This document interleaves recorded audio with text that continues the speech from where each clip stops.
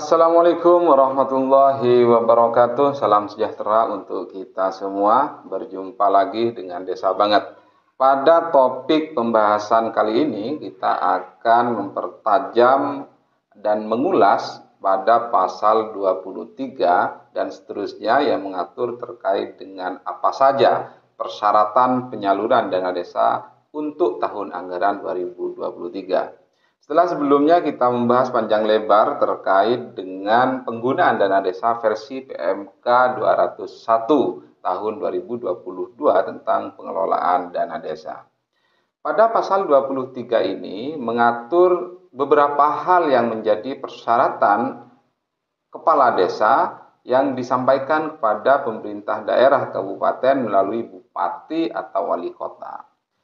Pada ayat 1 disebutkan dalam hal penyampaian dokumen persyaratan penyaluran sebagaimana dimaksud dalam pasal 19 ayat 1, kepala desa menyampaikan dokumen persyaratan penyaluran kepada bupati atau wali kota secara lengkap dan benar dengan ketentuan sebagai berikut. Untuk mengakses dana desa tahap pertama, pemerintah desa hanya cukup menyelesaikan peraturan desa tentang APBDes sesuai dengan ketentuan perundang-undangan yang berlaku. Tidak ada persyaratan lainnya, pemerintah desa hanya cukup memenuhi ketentuan sebagaimana dimaksud pasal 23 ayat 1 huruf A tadi, yaitu Perdes APBDes.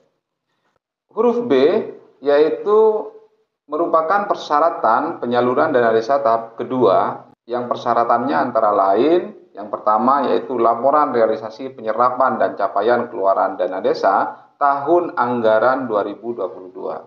Artinya LRA, laporan realisasi penyerapan dan capaian keluaran dana desa tahun anggaran sebelumnya mutlak wajib harus diselesaikan apabila desa ingin mengakses dana desa tahap kedua. Yang kedua yaitu laporan realisasi penyerapan dan capaian keluaran dana desa untuk non-BLT desa tahap 1 menunjukkan rata-rata realisasi penyerapan paling rendah 50% dan rata-rata capaian keluaran menunjukkan paling rendah sebesar 35% dari dana desa untuk non-BLT desa tahap 1 dan BLT desa yang telah disalurkan. Artinya apa? Apabila dana desa non-BLT desa telah direalisasikan ke masing-masing rekening desa, maka pemerintah desa nantinya akan terbebani dengan volume atau besaran BLT desa yang masuk ke rekening kas desa. Oleh karenanya, capaian output dan realisasi ini menjadi satu kesatuan baik BLT desa ataupun non-BLT desa. Kemarin terdapat kasus di mana pada bulan Maret dia telah memenuhi syarat untuk pengajuan dana desa tahap kedua. Tetapi pada saat itu pula BLT desanya salur.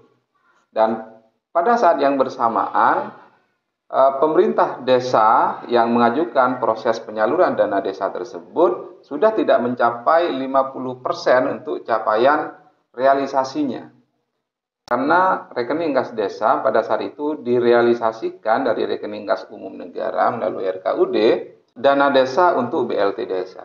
Sehingga untuk mencapai rata-rata realisasi penyerapan paling rendah 50%, nantinya pemerintah desa berkewajiban untuk merealisasikan BLT desa agar tidak menjadi beban persentase rata-rata realisasi penyerapan paling rendah 50% dan capaian output paling rendah 35%. Untuk tahap ketiga, ini masih sama dengan tahun anggaran sebelumnya, di mana pemerintah desa disyaratkan untuk menyelesaikan laporan realisasi penyerapan dan capaian keluaran dana desa untuk non-BLT desa sampai dengan tahap kedua, menunjukkan rata-rata realisasi penyerapan paling rendah 90% dan rata-rata capaian keluaran menunjukkan paling rendah sebesar 75% dari dana desa untuk non-BLT desa tahap 2 dan BLT desa yang telah disalurkan. Seperti penjelasan pada huruf B ayat 2 tadi. Yang kedua, yaitu laporan konvergensi pencegahan stunting tingkat desa tahun anggaran 2022. Jadi masih sama dengan ketentuan yang diatur oleh PMK pada tahun anggaran 2022. Pada ayat 2 disebutkan dalam rangka penyampaian dokumen persyaratan penyaluran sebagaimana dimaksud dalam pasal 19 ayat 3. Kepala desa menyampaikan dokumen persyaratan penyaluran kepada bupati wali kota secara lengkap dan benar dengan ketentuan sebagai berikut. Yang dimaksud dengan pasal 19 ayat 3 ini merupakan desa yang berstatus desa mandiri. Kalau yang di atas tadi ayat 1 adalah desa yang berstatus desa non mandiri. Untuk desa mandiri, tahap 1 berupa peraturan desa mengenai APBDes sama, hanya terdapat reward kepada desa yang berstatus desa mandiri di mana penyaluran dana desanya dibagi menjadi 2 tahap. Untuk tahap kedua, syarat yang perlu dipenuhi oleh pemerintah desa berupa laporan realisasi penyerapan dan capaian keluaran dana desa tahun anggaran 2022. Terus kemudian yang kedua, laporan realisasi penyerapan dan capaian keluaran dana desa untuk non-BLT desa tahap 1 menunjukkan rata-rata realisasi penyerapan paling rendah sebesar 50% dan rata-rata capaian keluaran menunjukkan paling rendah sebesar 35% dari dana desa untuk non-BLT desa tahap 1 dan BLT desa yang telah disalurkan. Yang ketiga, yaitu laporan konvergensi pencegahan stunting tingkat desa tahun anggaran 2022. Jadi, sahabat desa, untuk desa mandiri ini selain alokasi kinerja, nanti pada segmen berikutnya kita akan kupas tuntas apa itu alokasi kinerja, yang diantaranya yang mempengaruhi penilaian alokasi kinerja adalah status desa berdasarkan indeks desa membangun. Apakah dia desa mandiri atau desa non mandiri?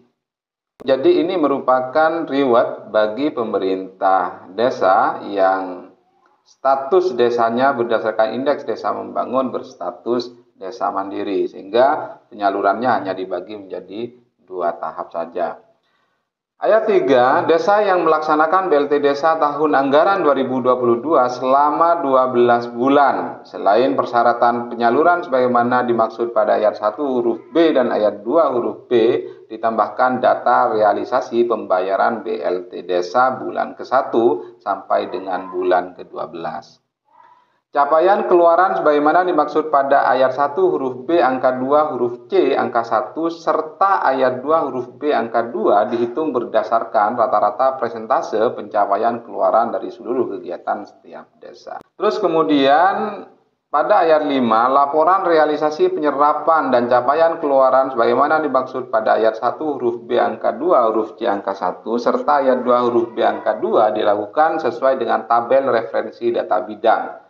Kegiatan, sifat kegiatan, uraian keluaran, volume keluaran, cara pengadaan dan capaian keluaran. Jadi memang sudah ada formnya di ketentuan peraturan Menteri Dalam Negeri, itu terdapat form pelaporan, dan kalau teman-teman memahami SISQDes di situ juga ada pelaporan yang nantinya akan dijadikan dasar untuk input di OMSPAN oleh pemerintah daerah.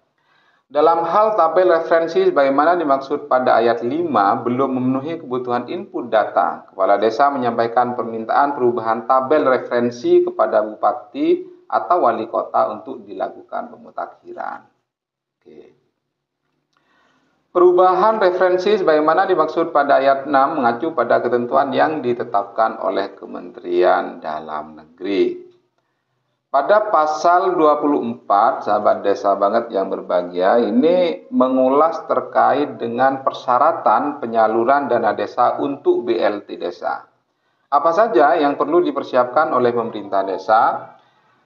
Pasal 24 ayat 1, dana desa untuk BLT desa termasuk untuk desa berstatus desa mandiri disalurkan dengan ketentuan sebagai berikut. Jadi untuk BLT desa ini tidak ada perbedaan antara desa mandiri atau desa non mandiri.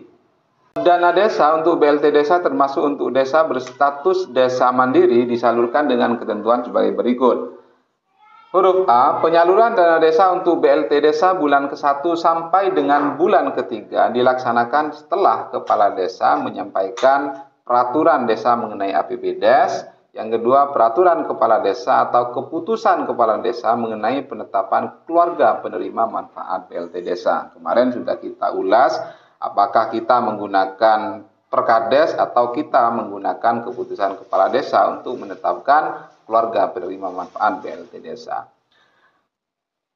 Sahabat desa yang berbahagia, penyaluran dana desa untuk BLT desa bulan ke-1 sampai dengan bulan ke-3 ini artinya nanti untuk penyaluran dana desa untuk BLT desa akan disalurkan 3 bulan sekaligus sama dengan tahun anggaran 2022. Ketentuan peraturan ini masih cukup mirip dengan ketentuan yang diatur oleh Kementerian Keuangan pada tahun anggaran 2022.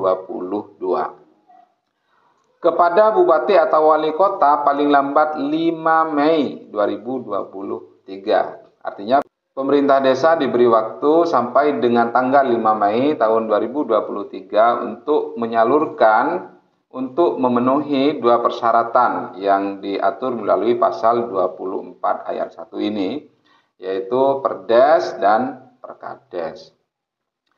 Pasal 24 ayat 1 huruf B. Penyaluran dana desa untuk BLT desa bulan ke-4 sampai dengan bulan ke-12. Artinya untuk penyaluran BLT desa mulai bulan ke-4 sampai dengan bulan ke-12 memiliki persyaratan yang sama, memiliki ketentuannya, syarat penyalurannya sama.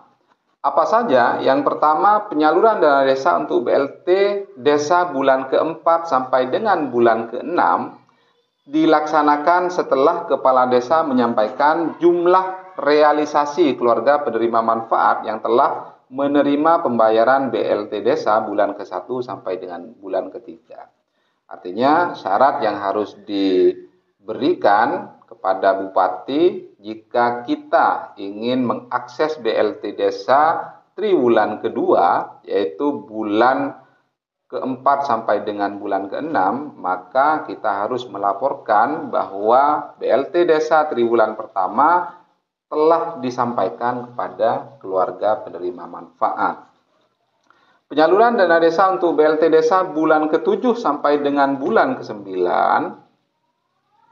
dilaksanakan setelah kepala desa menyampaikan realisasi jumlah keluarga penerima manfaat yang telah menerima pembayaran BLT desa bulan ke-4 sampai dengan bulan ke-6. Jadi ini juga sama, untuk mengakses BLT desa triwulan ke-3 kita harus menyalurkan BLT desa triwulan kedua. Yang ketiga yaitu penyaluran dana desa untuk BLT desa bulan ke-10 sampai dengan bulan ke-12 dilaksanakan setelah kepala desa menyampaikan realisasi jumlah keluarga penerima manfaat yang telah menerima pembayaran BLT desa bulan ke-7 sampai dengan bulan ke-9.